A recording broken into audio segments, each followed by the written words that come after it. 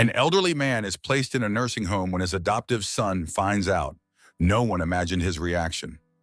It was a cold and silent night on the outskirts of San Antonio.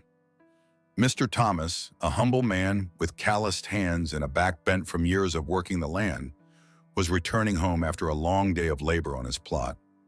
The moon barely illuminated the dirt path that led to his modest adobe house, surrounded by lonely hills.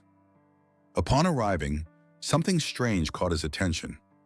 A soft crying broke the silence of the night, coming from the entrance. He stopped, perplexed, and quickened his pace. As he approached the door of his house, he found a small wooden box. The crying was coming from inside. Mr. Thomas, with his heart racing, knelt and opened the box. Inside, wrapped in a ragged blanket, was a baby of only a few months, crying from cold and hunger. His large, dark eyes met those of Mr. Thomas, who felt a lump in his throat. The man froze for a few seconds, trying to process what he saw.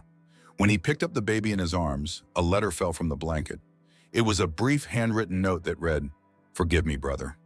I had no other choice. Take care of my son. Don't let him find out." The signature was Clara, his sister. Mr. Thomas felt the world crumble beneath his feet. He knew what had happened with Clara. She had escaped months ago, fleeing from her partner, Javier, a cruel and troubled man. He knew Clara was pregnant, but never imagined she would reach the point of having to leave her own child to save him. With a heart full of anguish, he entered the house and laid the baby on the table. His hands trembled as he reread the letter. Javier must be looking for them, and if he found them, Mr. Thomas didn't want to imagine what that man was capable of. Clara had fled to protect the baby, but now he was at a crossroads. The promise to his sister was clear. He had to take care of the child. Alexander, he thought, recalling the name Clara had mentioned in previous letters before disappearing. Mr. Thomas knew what he had to do, even though his heart weighed heavy with the decision. He would raise that child as if he were his own, without revealing the truth to anyone. The danger was too great. If Javier found them, it wasn't just the baby's life at stake, but also that of his entire family. It would be best to keep the secret even from his wife, Maria, and their 6 biological children. Gently, he cradled little Alexander, trying to soothe him. As he did, he thought of the difficulties he would face. He could barely manage the needs of his 6 children. The plot didn't always yield enough, and some days he and Maria had to go hungry so the kids could eat. But looking into the eyes of that helpless baby, he knew he had no choice. This child was part of his blood, part of his story. Hours passed, and finally the baby stopped crying, falling asleep in Mr. Thomas's arms. The man, exhausted but determined, took him to the room where his other children slept and laid him in an improvised crib. Mr. Thomas's sacrifice to raise all his children consumed him, working from dawn to dusk, often without eating, just to ensure none went hungry or stopped studying. But as Mr. Thomas's biological children grew, things began to change. Despite the difficulties, Mr. Thomas always showed a special affection for Alexander, something that didn't go unnoticed by the other 6. Rumors began to arise in the town, small doubts planted in the minds of the older children. Why did Alexander always seem to receive more attention? Why did Mr. Thomas sacrifice so much for him? The seeds of resentment began to germinate. Alexander, unknowingly, was at the center of a storm he hadn't asked for, a storm that would forever change the fate of the Hernandez family. The days on the plot were long and exhausting. Before dawn, Mr. Thomas was already up, plowing the land with his hands while the sun barely lit up the horizon. Each day was a battle against nature, the weather, and hunger, but his heart remained steadfast. He knew that if he didn't do it, no one else would. His family depended on him, Alexander and his 6 biological children, and that was the only thing that gave him strength to move forward. Over time, little Alexander had grown up as one more among his siblings, although there was always that slight tension in the air that no one dared to name. Mr. Thomas carried not only the responsibility of feeding them, but also the secret that tormented him. How long could he hide the truth? One morning, while Mr. Thomas prepared the plow, his wife Maria approached him, wiping her hands on her apron. Although she was always quiet and patient, This time, her gaze hid a mix of fatigue and worry. "Tommy, we've given everything we have to these children, but we can barely manage with what we earn. The boys are growing. They eat more, need more things. I don't know how we'll manage this year." Mr. Thomas remained silent, his sweaty and bent back looking at the dry land before him. He knew Maria was right, but there was no room for complaints. Times were hard. As the children grew, their needs increased. But inside him, something hurt more than those daily difficulties. He knew that part of the burden was heavier because of Alexander. Alexander had always been a quiet child, more thoughtful than the others. He didn't ask for much, but Mr. Thomas felt a special responsibility towards him, as if in some way his sacrifice for this child were greater than for the others. This made him work twice as hard, silently holding back his own needs and pains. There was one day that remained etched in Mr. Thomas's memory as one of the most difficult of his life. Alexander, who was about 7 years old at the time, fell gravely ill. He had a fever so high that he couldn't stop shaking, and his little hands were as cold as ice. Mr. Thomas tried to calm him with home remedies, but nothing worked. The town doctor, when he visited them, was clear. Alexander needed expensive medicine, and if they didn't act quickly, the child could die. Mr. Thomas's heart sank. He looked around the small house he had built with his hands, knowing there was no money, not enough to save Alexander.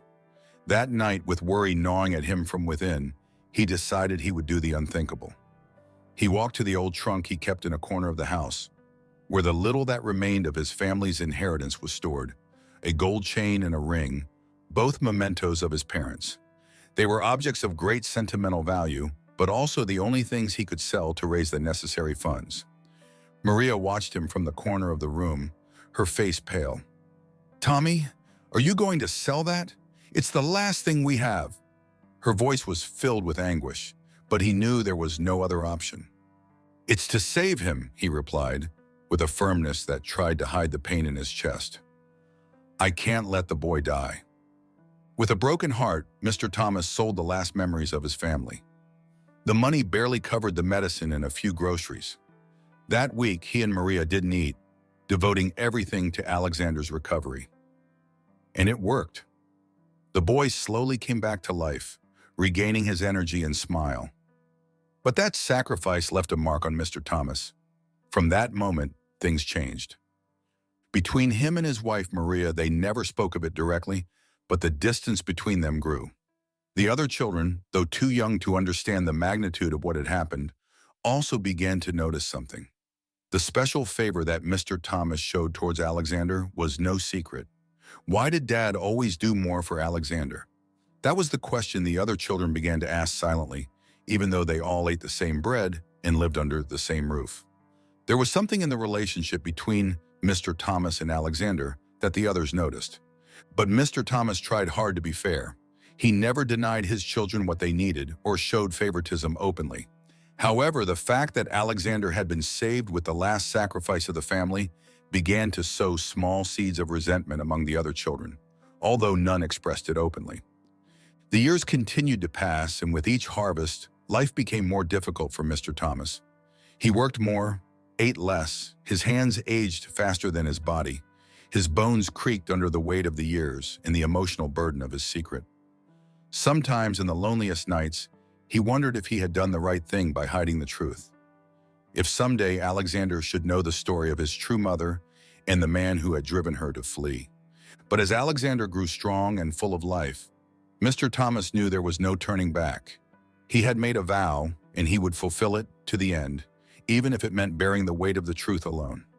More than 15 years had passed since that cold night when Mr. Thomas found Alexander on his doorstep, abandoned by Clara, his sister. The days in the field continued with the same harshness as always, but something in the atmosphere seemed to have changed. Alexander was no longer a child. He had become a strong young man with keen eyes and hands as weather as his father's. However, there was something more in him, a growing restlessness, a desire to understand his place in the world. Alexander had always been observant, much more than his siblings. He was not the kind of young man who accepted half-hearted answers. From time to time, he would ask about his mother, but Mr. Thomas always dodged the topic, steering the conversation towards work in the field or daily chores. "Your mother was a great woman, but she left many years ago," he would say, his voice laden with a sadness that Alexander never fully understood. That afternoon, while Alexander was working alone in the stables, Mr. Thomas watched from a distance, a mix of pride and guilt stirring in his stomach. Alexander had grown so much. His bearing and the way he moved reminded him so much of Clara that every time he saw him, the past returned with more force. But it was different now. Something in Alexander's eyes indicated that his curiosity was increasing, and that terrified him. Alexander sensed that something was amiss.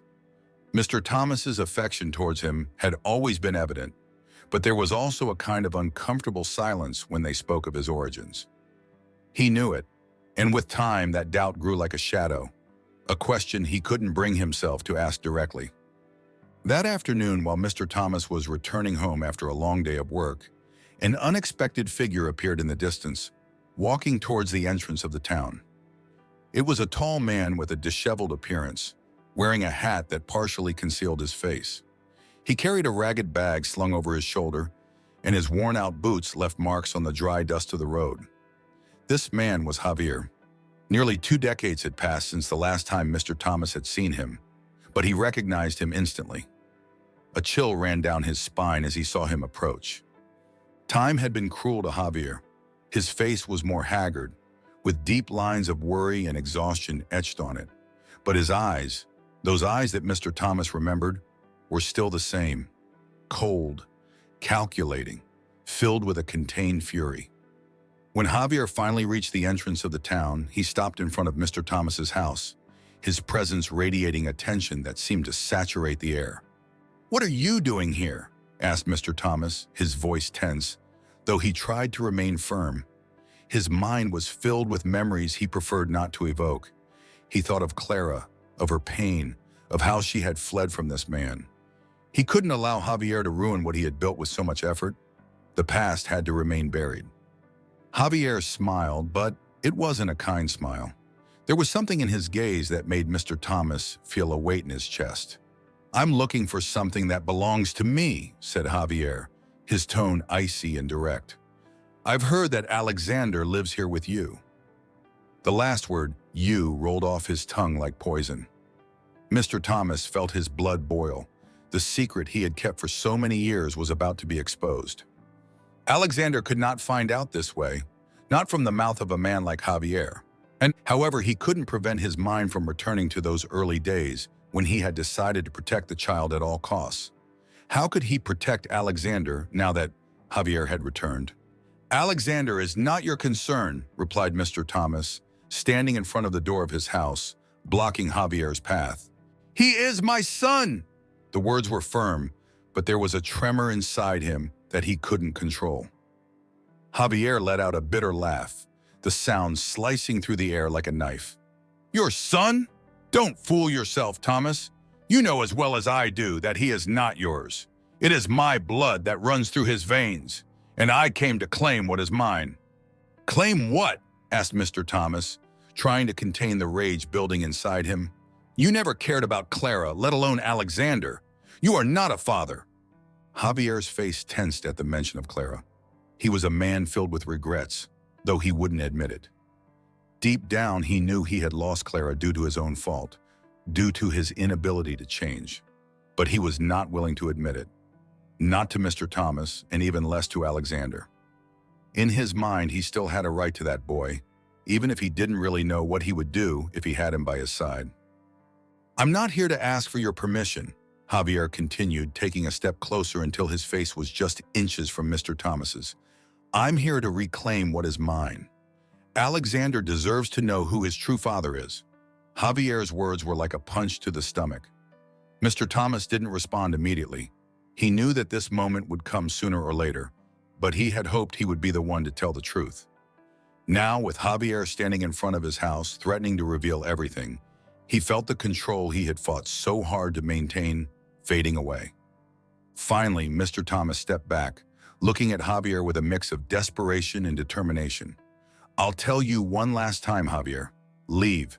Alexander is not yours. He never was and never will be. Javier remained still for a moment, assessing the situation. His smile faded, replaced by a darker and more dangerous look. We will see each other soon, Thomas. This is not over.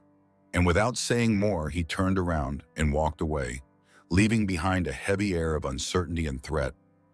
Mr. Thomas stood still, watching as Javier disappeared down the path. He knew his return was not a coincidence. Javier was not a man of empty words, and that worried him deeply. He had to protect Alexander at all costs, but time was running out. The secret he had kept for so many years was about to be revealed, and he wasn't sure if Alexander would be ready to learn the truth. That night, Mr. Thomas could barely sleep. The past was returning with more force than he had imagined, and soon the whole family would feel the consequences. Weeks passed since the unsettling appearance of Javier at Mr. Thomas's door. Although that encounter had not been witnessed by anyone else, the atmosphere in the home became thick and silent, as if the tension had seeped into the adobe walls. Mr. Thomas knew that Javier had not returned to remain still, and that thought kept him on alert, his heart in suspense every time Alexander went out. Mr. Thomas feared that Javier would appear to tell him his version of the truth. For his part, Alexander also sensed that something was wrong, since that day when he noticed Mr. Thomas more distracted and more worried. He felt that something was about to change. The old man who had raised him seemed to be avoiding the more important conversations, always hiding behind matters of the field or family responsibilities. Alexander, now a young man of good stature, knew that there were unanswered questions, but feared what those answers might reveal. One afternoon, while Alejandro was loading tools in the barn, he decided he could no longer ignore the elephant in the room. He had spent his life working alongside Mr. Thomas and his siblings, but there was always that invisible barrier between him and the rest of the family. It was as if, despite everything, he had never fully belonged. He wiped the sweat from his forehead with his shirt sleeve and dropped the tools into the dusty ground, his gaze fixed on the figure of Mr. Thomas, who, in the distance, was fixing a fence with hands trembling from exhaustion. The time had come to confront the man who had raised him. "Dad," Alexander said, his voice firm but laden with contained emotions. Mr. Thomas looked up, surprised by his son's tone. The word "dad" felt different this time, as if it carried a greater burden. Alexander approached, wiping his dirt-covered hands on his pants. "I need to talk to you," he said, stopping a few steps away from his father. "There's something you haven't told me. I've felt it my whole life, and I can't keep pretending that nothing is happening. I want to know the truth." Mr. Thomas felt the air escape his lungs. There it was, the moment he had dreaded since the day he took Alexander into his arms. He looked at his son, who was no longer a child, and understood he could no longer postpone the inevitable. Alexander had the right to know the truth, but Mr. Thomas feared that by revealing it, the bond they had built over the years would be broken forever. "What are you talking about, son?" Mr. Thomas asked, his voice trembling, although he knew perfectly well what Alexander was referring to. The young man looked at him with a mix of sadness and frustration. "I'm not stupid, Dad," Alexander replied with a tired sigh. "I've always felt that there was something different about me. I'm not like the others. I've noticed it in how you look at me, in how you care for me in a way you don't with my siblings. And when I was younger, I heard people in town murmuring behind my back. I want you to tell me the truth because I feel like I don't fully belong to this family." Mr. Thomas felt the ground beneath his feet shake. Everything he had tried to protect was about to crumble. He looked into Alexander's eyes, the same eyes that had looked at him that night when he found him on the doorstep, and knew there was no way to hide it any longer. The truth had to come out. "Alexander," he began, his voice breaking with emotion, "you have always been my son. I raised you as one of my own. I gave you everything I could, the best of what I had in me. But there's something I haven't told you, and it's because I wanted to protect you." Alexander stood still, not breaking eye contact with his father. He knew the truth was about to be revealed, but he couldn't imagine what he was about to hear. "You didn't come from me or from Maria," Mr. Thomas continued, feeling that each word tore a piece of his soul. "You are the son of my sister Clara." The name of his biological mother fell like a bomb in Alexander's ears. "She left you under my care when you were just a baby. She fled from a dangerous man, Javier, your biological father. She wanted you to grow up far from him, in peace, without knowing of his existence." Alexander took a step back, feeling the world around him spin out of control. "My mother," he murmured, almost breathless. "So Javier is my father?"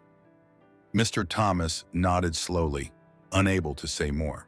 He saw it in Alexander's eyes: confusion, betrayal, pain.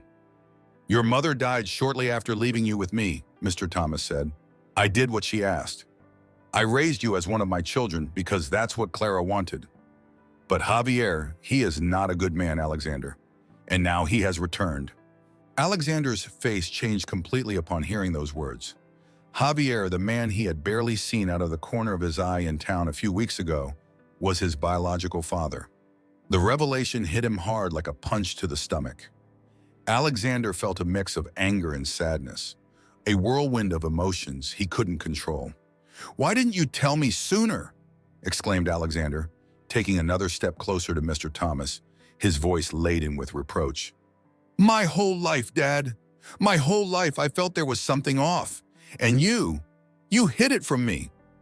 Mr. Thomas tried to reach out with his hand to calm him, but Alexander stepped back, unable to bear the proximity. "I did it to protect you," Mr. Thomas replied, his words filled with pain.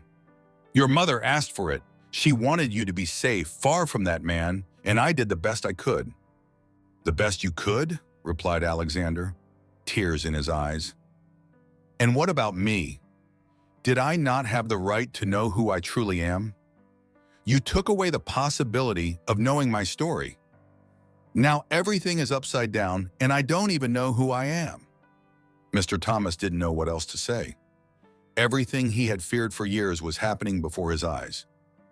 Alexander looked at him as if he were a stranger.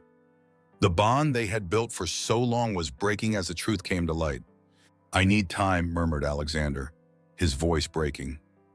"I don't know if I can forgive you for this." And without saying more, he turned around and began to walk towards the field, leaving Mr. Thomas alone with a broken heart. Mr. Thomas stood watching as his son walked away, knowing there was no turning back. Alexander was no longer the child he had raised, and he feared he would never be the same again. The shadow of the past had fallen upon them, and the relationship he had valued so much was crumbling before his eyes. That night, Mr. Thomas sat at the kitchen table, alone with his head in his hands.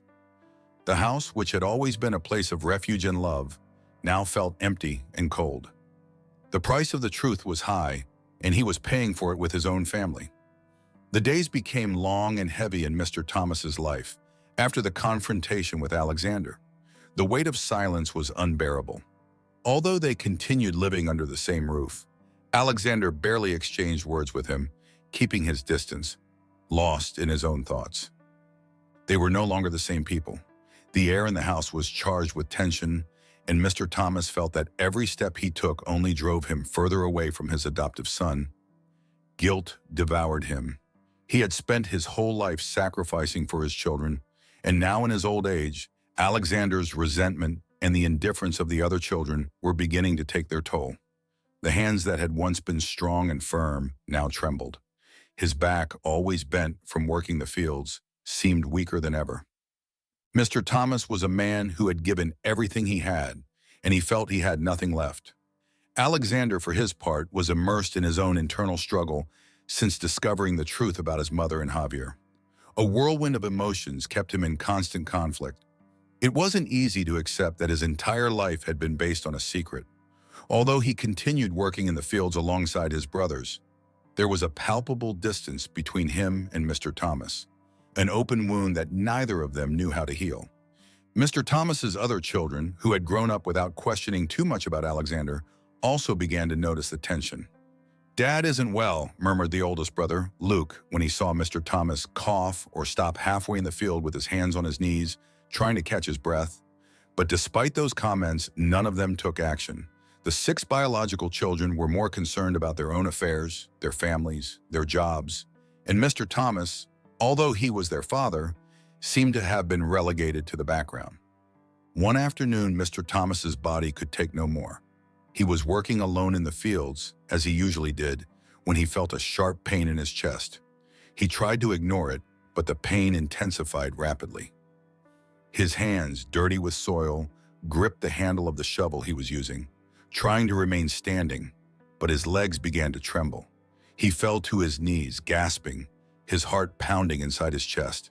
The trees surrounding him seemed to move around him, and the clear blue sky became blurry before his eyes. He tried to get up, but his legs wouldn't respond. His entire body trembled, unable to bear the weight of so many years of sacrifice. Alexander was working a short distance away when he heard a dull sound. Turning around, he saw Mr. Thomas on the ground, motionless. Immediately, Alexander ran toward him, his heart in his throat. "Dad!" he cried, his voice breaking as he knelt beside Mr. Thomas. The old man's eyes were half open. His breathing was irregular. Alexander, with trembling hands, tried to lift him, but Mr. Thomas stopped him with a weak gesture of his hand. "No, I can't, son. I can't anymore," he murmured with difficulty. "You have to get up," insisted Alexander, panic cracking his voice. "You can't leave me like this, not after everything that happened. Don't leave me now." His heart pounded as he watched Mr. Thomas struggle for every breath. At that moment, something in Alexander broke. The anger, the resentment he had felt over the past weeks crumbled completely. All that was left was fear. Fear of losing the man who had raised him. The man who, despite everything, had been his father. Tears began to fall down his face as he tightly held Mr. Thomas's hand. "Don't leave me, please," he whispered, as if the words could stop the inevitable.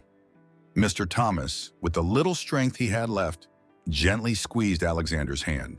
He had lived his life in silence, with secrets and sacrifices, and now in his most vulnerable moment, he saw the face of his adoptive son filled with pain. "I did what I could for you, Alexander," he murmured. "I always did it for you." Those words resonated in Alexander like an echo. In that moment, he realized everything Mr. Thomas had done for him. All the work, the sacrifices, the years of effort had been for him, to protect him. Despite the secret, despite the mistakes, Mr. Thomas had always acted out of love. Alexander felt overwhelmed with guilt for having judged him so harshly. "Forgive me," he whispered, tears streaming down his face. I didn't know how much you had done for me. I didn't understand until now." The other children, hearing the commotion, ran toward the field. Luke, Joseph, and the rest arrived just in time to see their father in Alexander's arms. The scene was shocking for them, as although they knew Mr. Thomas was no longer at his best, they had never imagined seeing him so fragile, so close to death. "We have to take him to the doctor," shouted one of the brothers, but Mr. Thomas shook his head, breathing heavily. "No, there's nothing to be done," he murmured with evident effort. "I've lived my life. I did what I had to do." The biological children, who had until then maintained a certain emotional distance from their father, looked at him with eyes full of remorse. They all knew they had not been present as they should have been, each one immersed in their own life, their own problems. They had allowed Mr. Thomas to bear the weight of the family alone, without truly thanking him for everything he had done. That afternoon, they took Mr. Thomas back to the house, their eyes filled with tears and their hearts broken. Alexander never left his side, determined not to repeat the mistake of distancing himself from his father. Mr. Thomas was placed in the old wooden bed where he had slept for decades, surrounded by his children. As his health continued to deteriorate, the man who had once been as strong as an oak was now a shadow of what he had been. In the following weeks, Mr. Thomas could hardly move. His body, exhausted from years of sacrifice, no longer responded. His children cared for him, but resentment and guilt weighed heavily on each of them. Luke and Joseph frequently argued about what to do, whether to take him to the city for treatment or let him rest in peace. The other siblings, confused and scared, didn't know how to deal with the reality of watching their father fade away before their eyes. But Alexander, though broken by the pain, remained firm. He couldn't change the past, but now he knew what he had to do. It was time to set aside resentment and be there for Mr. Thomas, no matter what came. He promised himself he wouldn't leave him alone, not while he still had some strength to support him. The Hernandez household, which had once been a refuge of family warmth, became a place of heavy silences and avoided gazes. Mr. Thomas's health continued to deteriorate, and with it, the tension among his children increased. In the weeks following his collapse, Alexander stood firm beside his father, doing everything he could to care for him, while the biological children struggled between filial duty and their own selfishness. Luke, the eldest, had assumed the natural authority among his brothers. He had always been practical and direct, the most organized and the one who had achieved the most success in his life. Since their father had become gravely ill, Luke tried to take control of the situation. "Dad needs specialized care," he constantly said to his brothers. "Here at home, we can't do anything more for him." Alexander, however, disagreed. Every time the possibility of taking Mr. Thomas to a hospital or a care center was mentioned, the idea horrified him. "We're not going to abandon him," he repeated over and over, with a firmness that surprised his brothers. "He doesn't want to leave his home. We're not going to send him away now, when he needs us more than ever." This difference in opinions began to tear apart what little remained of the family unity. Luke, irritated by Alexander's resistance, began to show signs of frustration every time his adoptive brother spoke up. "You always defend him," he said on one occasion, frowning. "But you don't understand what's at stake. We can't let Dad keep deteriorating here." "And what do you suggest?" replied Alexander, looking at him with a mix of disbelief and anger. "Take him to a hospital where he will be alone, surrounded by strangers? Let him die in a place where we won't even be able to be close to him? No, Luke, that's not what he wants. That's not what he needs." The other brothers watched the dispute in silence, not daring to intervene directly. Each one had their own life, their own problems, and although they felt affection for their father, none were willing to sacrifice too much for him at that moment. Their jobs, their families, and their responsibilities kept them away from home most of the time. In that space, Alexander and Luke became the main contenders for Mr. Thomas's future. Joseph, the second oldest brother, was the one trying to calm the waters, but he too began to show signs of discomfort. "Luke is right about one thing," Joseph said in one of those discussions, his tone soft but serious. "Dad isn't improving here. Maybe in a hospital, they could give him the care he needs." "Care?" replied Alexander, with a hint of bitterness in his voice. "What Dad needs is to be close to us. We can't leave him now. What he needs is our love, not to leave him in the hands of strangers." Luke, increasingly upset, slammed his fist on the table, causing it to echo in the small kitchen. "You can't decide this all by yourself, Alexander. You are not more his son than we are." The words fell heavy, and for a moment, silence filled the room. Alexander felt a knot in his stomach. He knew that although they didn't say it openly, his biological brothers had always felt something towards him. Not for who he was, but for the special place he occupied in Mr. Thomas's heart. And now, at this critical moment, all those emotions that had been buried for years began to rise to the surface. "I'm not," said Alexander, his voice low but firm. "But I was the one who stood by his side all this time. You all left. You made your lives. I don't blame you for that. But now that Dad needs us, we can't leave him alone." The biological siblings looked at each other. Alexander's words cut deep, and though they wouldn't admit it, they knew there was some truth in what he was saying. Luke, however, was not willing to give in. "This isn't about who was here longer," he replied. "It's about what's best for Dad." Days passed, and the tension continued to rise. Mr. Thomas, weaker by the day, noticed the conflict among his children, even though he hardly had the strength to intervene. Sometimes from his bed, he would hear them arguing in the kitchen or in the yard, and it broke his heart. The last thing he wanted was for the family to fall apart because of his fault.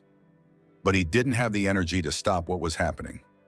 Alexander took care of most of the caregiving, Although he had no experience in medicine, he did his best, changing the sheets, helping him move, feeding him.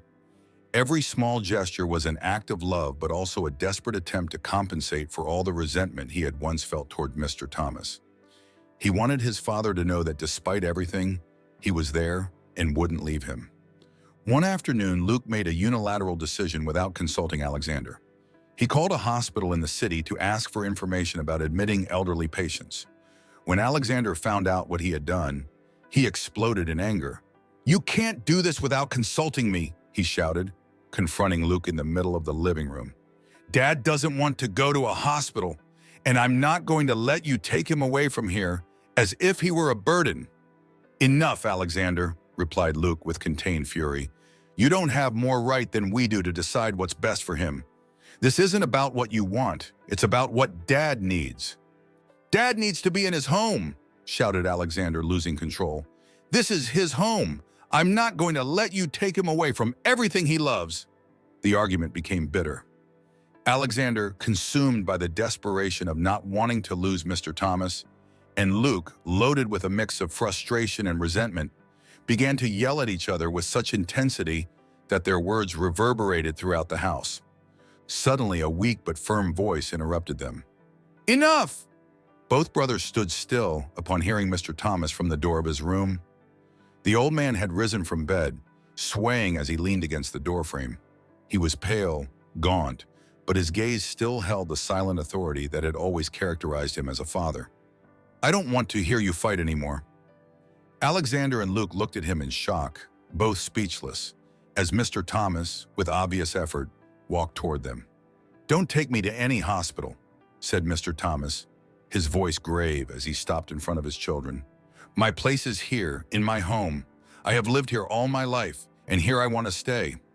I know my time is running out, but I don't want it to end away from you." Luke looked down, feeling guilty for not having listened before. Alexander, with a broken heart, looked at his father, feeling a mix of relief and pain.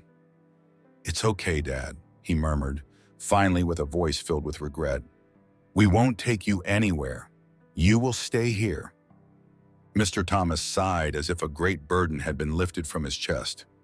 But despite his resolution, the damage was already done. The open wounds between the brothers would not heal so easily, and the tension in the family continued to grow. Mr. Thomas knew this, and it weighed on him more than his own illness. In his room that night, Mr. Thomas lay awake with his eyes fixed on the wooden ceiling. He knew his time was limited, but something still troubled him. Alexander still didn't know the whole truth, and Javier's return was a threat he couldn't ignore. The family he had tried to protect his whole life was on the brink of collapse, and he didn't know how to stop it. The tensions in the Hernandez household continued to grow heavier each day, each conversation more bitter. Alexander could no longer stand it. Although he had done everything possible to care for Mr. Thomas and stay by his side, the constant struggle with his biological siblings, especially with Luke, was wearing him down. What had once been a sacrifice driven by love now felt like a burden he bore alone. He felt like he didn't belong there. No matter how hard he tried, no matter how hard he fought, his siblings continued to see him as an outsider. And the weight of resentment was not only theirs. Within him, Alexander still struggled with the truth about his origins. Javier, his name constantly lingered in his mind, the man who had appeared weeks ago and revealed the dark secret about his true past. Javier was his biological father, and that truth, though he hated it, tormented him silently. That night, Alexander made a decision. The air in the house was dense, and although Mr. Thomas slept in the adjoining room, the young man felt he could not stay any longer. He knew that what he was about to do would be seen as a betrayal, but something inside him pushed him to leave. He needed answers. He needed to know who he really was. The stars shone in the sky as Alexander stepped out into the yard with a small suitcase in hand. The cool night air hit his face, but didn't calm him. "I don't want to leave, but I can't stay," he thought. His brothers were in their rooms, probably asleep or too worried about their own problems to notice what he was doing. As he walked down the dirt path leading to the main road, Alexander felt a pang of guilt. He knew that by leaving the house, he was abandoning Mr. Thomas at his most vulnerable. Before he left, he had written a brief note addressed to his father, leaving it on the kitchen table. The words were few, but enough to explain how he felt. "Dad, I need to find myself. I can't keep living in the shadow of what I don't know. I'll come back, I promise. But now I must go." Every word had been a stab to his heart, but he couldn't face Mr. Thomas directly, not after everything that had happened between them. Alexander kept walking, the sound of his footsteps being his only company in the night. The road led him to an uncertain place, a destination he didn't even fully understand. What he did know was that he needed to find Javier. This man, his true father, had the answers Mr. Thomas had never given him, what Clara had told him, and what kind of man Javier truly was. The memories of the brief conversation with Javier remained fresh in his mind. "I am your father," Javier had told him with an unsettling calm. "You deserve to know the truth." But Mr. Thomas had stopped him before he could continue, cutting off any chance for understanding. Now, the only way to obtain those answers was to confront Javier on his own. The journey was long, and Alexander did not stop. He traveled roads, asked in the small shops of the town, and finally arrived at the inn where Javier was staying. His heart pounded as he approached the door. Although he had made the decision to leave, now that he was about to confront his biological father, he felt a mix of fear and rage. When he knocked, Javier greeted him with a smile that Alexander couldn't interpret. The man invited him in and had him sit in a wooden chair in front of a small table. The place was dark, lit only by a weak lamp, and the smell of tobacco permeated the air. "I knew you would come," said Javier, lighting a cigarette and exhaling the smoke slowly. "Sooner or later, children always seek the truth about their parents." Alexander didn't respond immediately. He watched him closely, trying to find in that man some sign of what was in his own soul. But all he saw was a shadow. "Tell me the truth," he finally said, his voice firmer than he expected. "I want to know everything. What happened to my mother? Why did you leave me? Why did you show up now?" Javier smiled again, that twisted smile that Alexander was starting to detest. "Your mother, Clara, was a special woman," he began, setting the cigarette on the edge of the table. "She was strong, but also weak in some ways. We had problems, yes, but I've changed, Alexander. I want to be part of your life now that I know where you are. I want to meet you, to regain lost time." Although his words sounded kind, Javier's tone had something unsettling, something calculating that Alexander couldn't ignore. Alexander stood up from the chair, feeling that everything was wrong. He knew he had come seeking answers, but all he had found was more confusion. "I don't want anything from you," he said, his voice breaking with emotion. "You can't just appear and pretend that everything is okay. You can't erase the past. Mr. Thomas, he was the one who raised me, not you." Javier remained still, looking at Alexander with an expression that was difficult to read. "He raised you?" "Yes," he admitted, his voice now colder. "But I am your true father, and you can't change that. Sooner or later, you will return to me." "Alexander, the past always comes back," he said, stepping closer, his fist clenched. "You took him from me. You stole the opportunity for me to be his father. If Clara hadn't fled, Alexander would have been with me. He is mine by right." Alexander then stepped in front of Mr. Thomas and looked directly into the eyes of his biological father. "You are right, Javier," he said calmly. "We share blood, but that doesn't make you my father.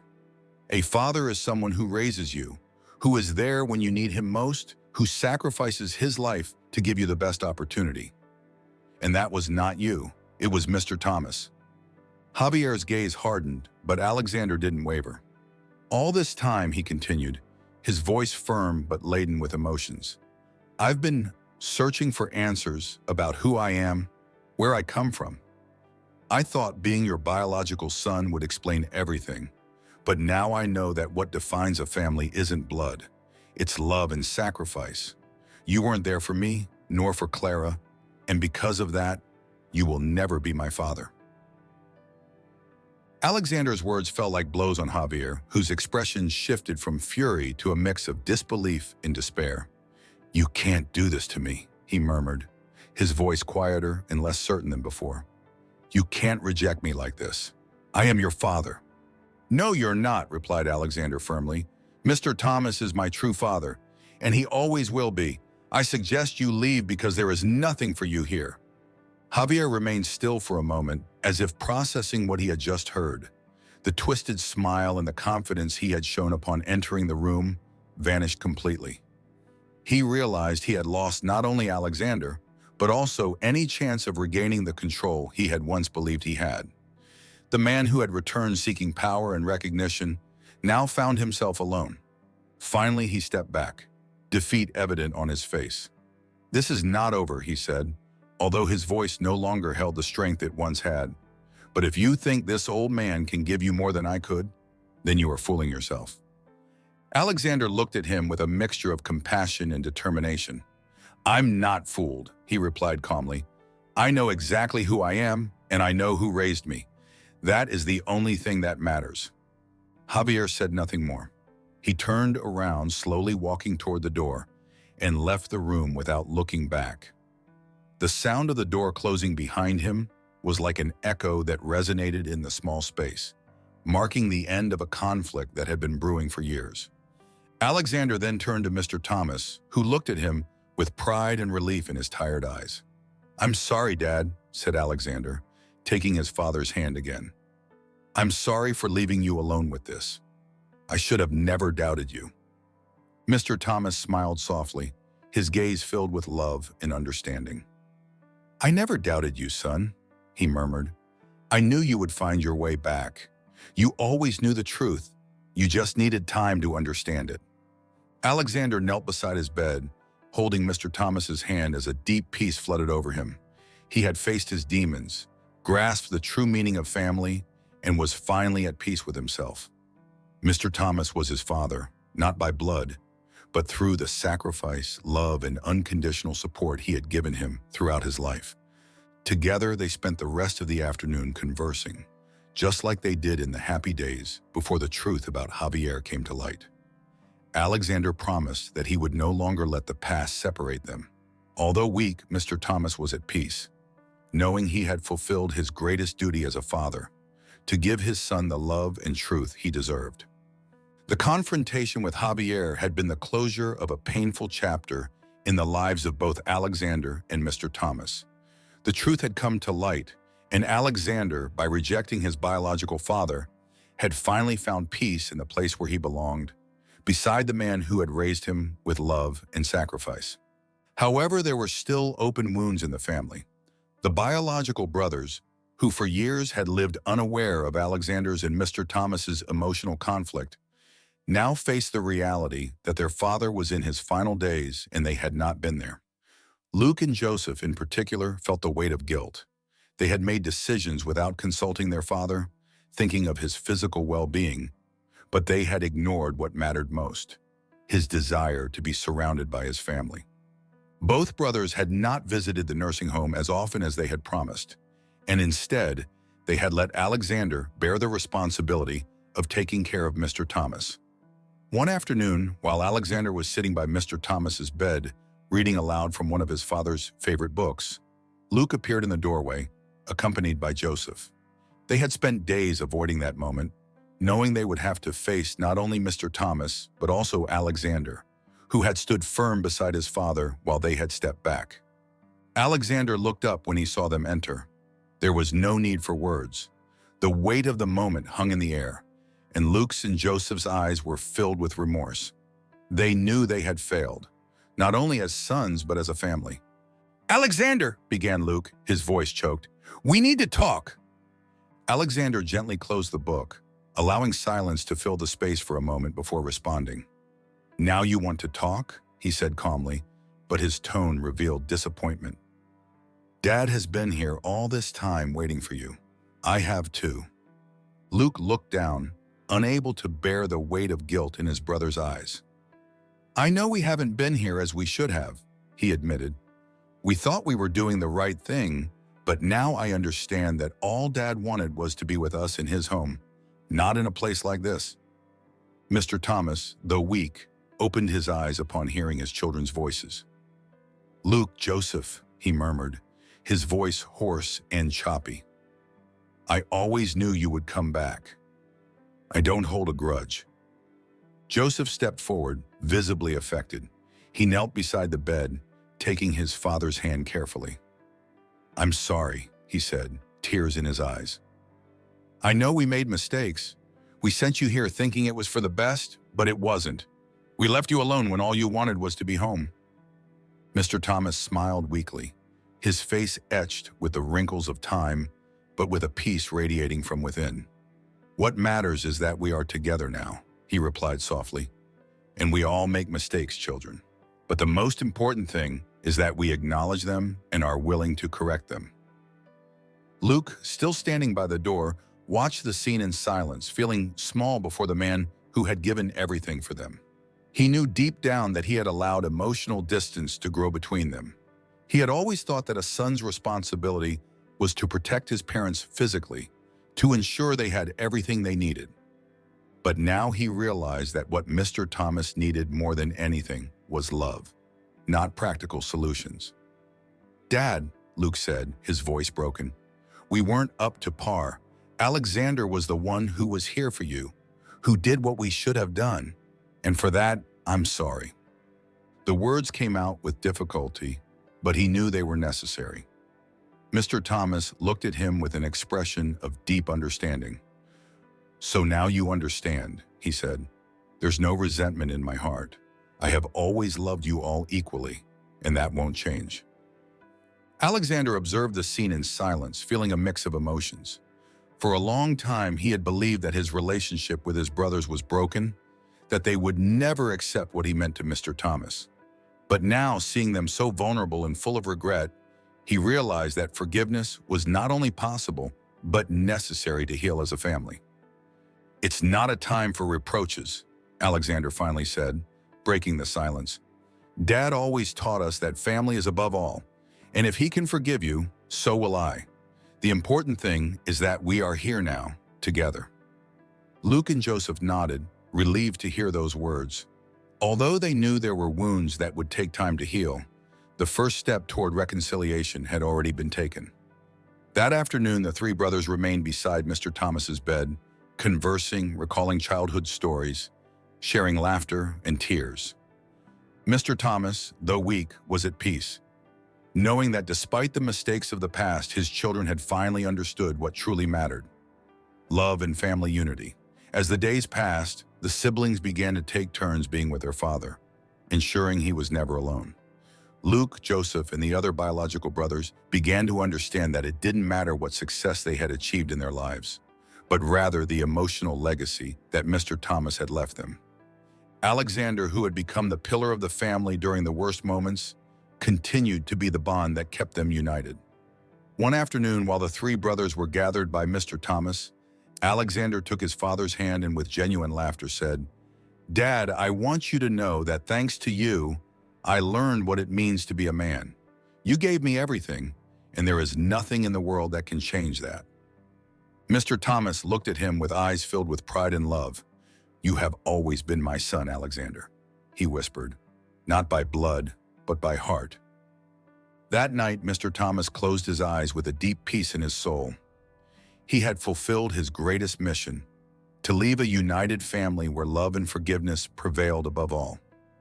He knew that although his time on earth was coming to an end, his legacy would live on in each of his children, especially in Alexander, who had understood the true meaning of sacrifice and unconditional love. That night, after sharing laughter and memories with his children, Mr. Thomas closed his eyes for the last time. The peace that enveloped him was palpable, and he left surrounded by the love and forgiveness he had always desired for his family. Alexander, Luke, Joseph, and the other brothers were by his side in his final moments. Knowing that Mr. Thomas's sacrifice had not been in vain, he had left a much deeper legacy than lands or material inheritances.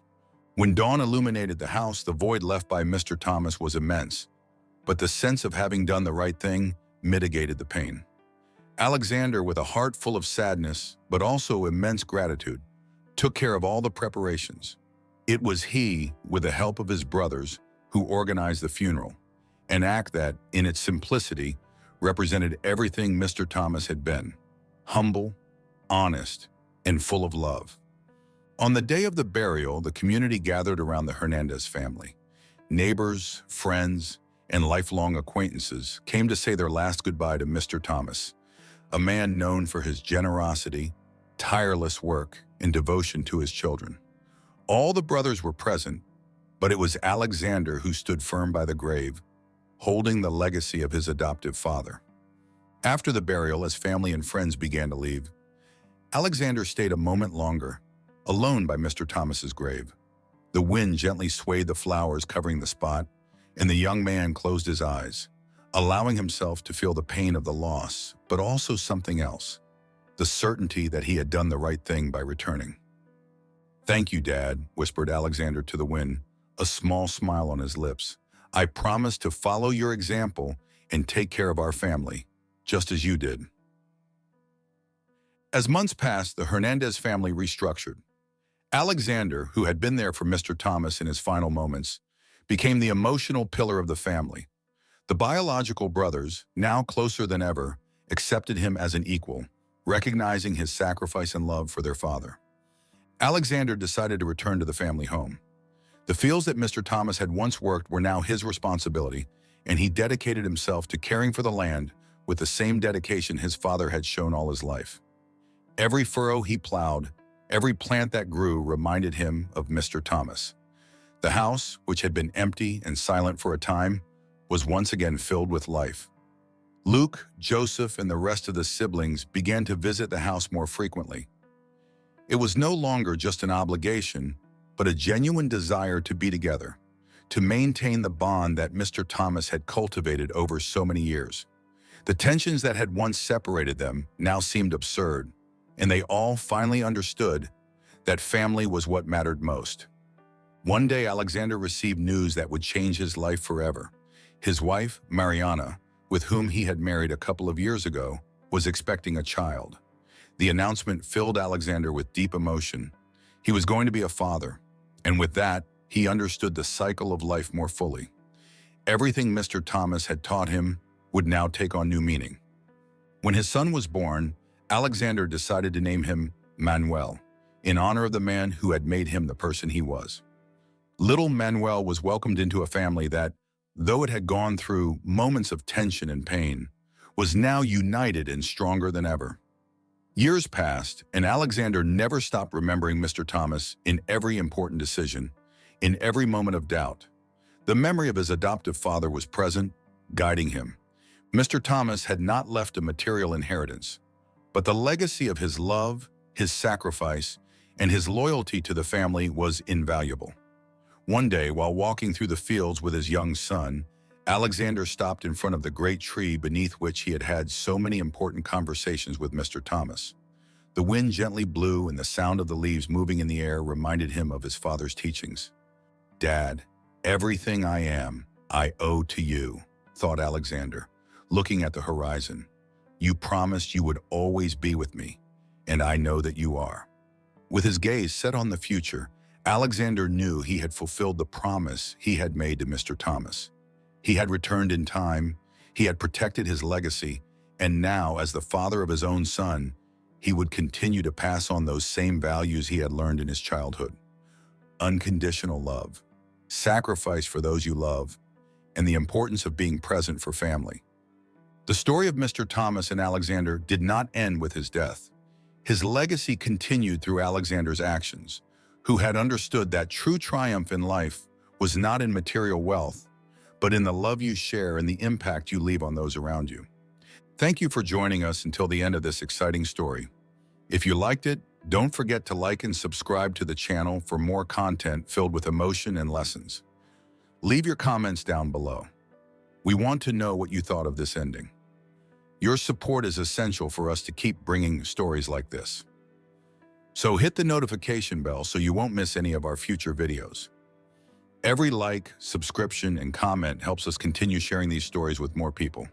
Thank you for being part of this community, and we'll see you in the next video.